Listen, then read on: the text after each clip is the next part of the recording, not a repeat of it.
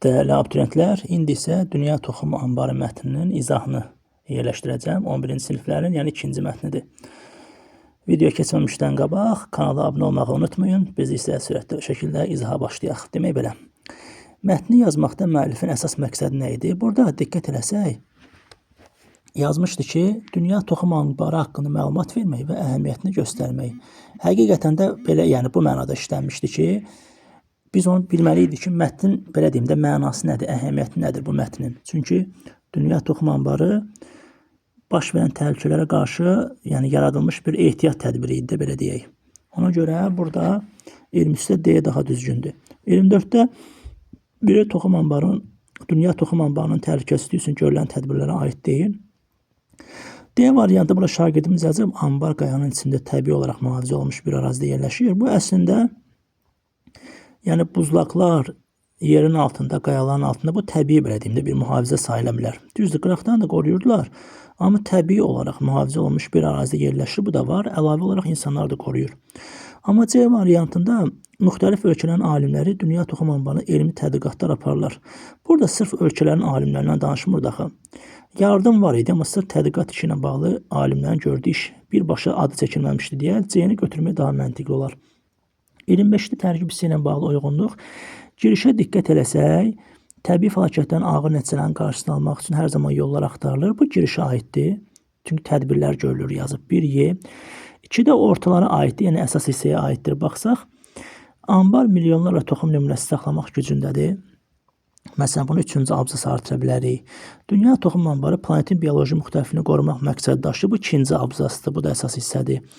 D variant, D-də, yəni daha doğrusu dünyanın bir sıra ölkələri bunu, belə deyim də, dəstəkləyir. Bu ən sondan ikinci abzas, ən sondan elə bir ki, bir əvvəlki, yəni sondan ikinci abzasdır, əsasın son hissəsidir.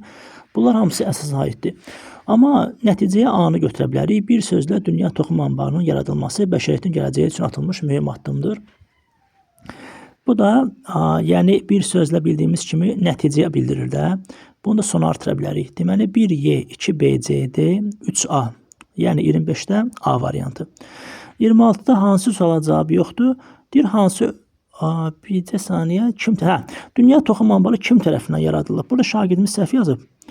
Burada ölkələrin yardımları var idi. Kolumbiya, Efiopiya, Hindistan, Suriya, Meksika, Peru və başqa ölkələr. Amma Dünya Toxum Anbarı kim tərəfindən yaradılıb, onu bilmədik. Ona görə, yəni daha doğrusu hansı insan tərəfindən də, belə deyək. Aha, bunu da bildik. Bəs burada belə deyə bilərik ki, Norveçdə yaradılmış Dünya Toxum Anbarı deyə bilərsiniz. Bu Norveç ölkədir, amma hansı insanlar, yəni konkret hansı şəxslər bunu eləyib, onu bilmədik. Amma B var idi, C də var idi, hansı məqsədlə yaradılıb, harada yerləşir, bu da var idi. Hansı ölkələrə yardım eləyib, bunlar da var idi. Yəni toxum yollayıblar. Məsəl üçün, diqqətlə baxaq, ilk dəfə toxumları anbarı Afrika ölkələri.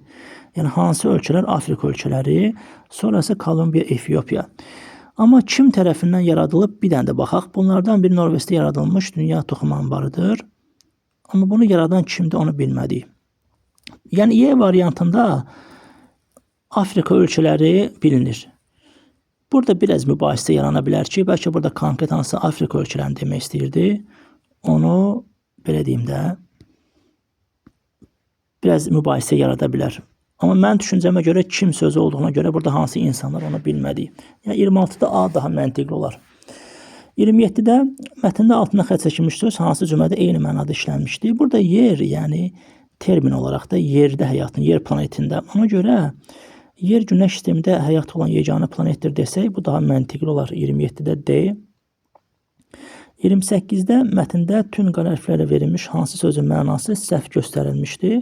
Xeyriyyətçi burada sırf milyonçu mənasını vermirdi. Yəni xeyriyyətçi, yəni imkanı az olan adamdır. Yəni bir xeyriyyə işində iştirak edə bilər, xeyriyyətçilik edə bilər. Yəni bir insan burada sırf xeyriyyətçi olmağı, yəni söhbət mətnindən gedir. Bir isə dünya xeyriyyətçiləri də anbarın digər xərclərinə yardım edirlər. Bir insan nəyəsə yardım etməsi sırf onun milyonçu olmağı demək deyil də. C variantı burada daha məntiqli olar. 28-də C. 29-da diqqət eləsək, əfsanəyə görə Nuh Peyğəmbər böyük tufan baş verərkən gəmisində bir canlı növündən bir cüt götürür və bəşəriyyəti xilas edir. Bu ikinci abzasda yazmışdı. Bu da Y variantına uyğundur. İkinci abzasda Nuhun gəmisindən danışır. 30-da mətnə əsasən dünya toxum anbarının yaradılmasının əhəmiyyətini göstərən 2 fikir. Bunu belə göstərə bilərik ki, 2 fikir. Məsələni yazıb, bioloji müxtəlifliyi qorumaq üçün, ərzaq təhlükəsizliyini təmin etmək üçün bir növ ehtiyat bir tədbir rolunu oynayır. Bunu yazmaq olar. Əgər video sizin üçün faydalı oldusa, kanala abunə olmağı unutmayın. Diqqətinizə görə təşəkkürlər.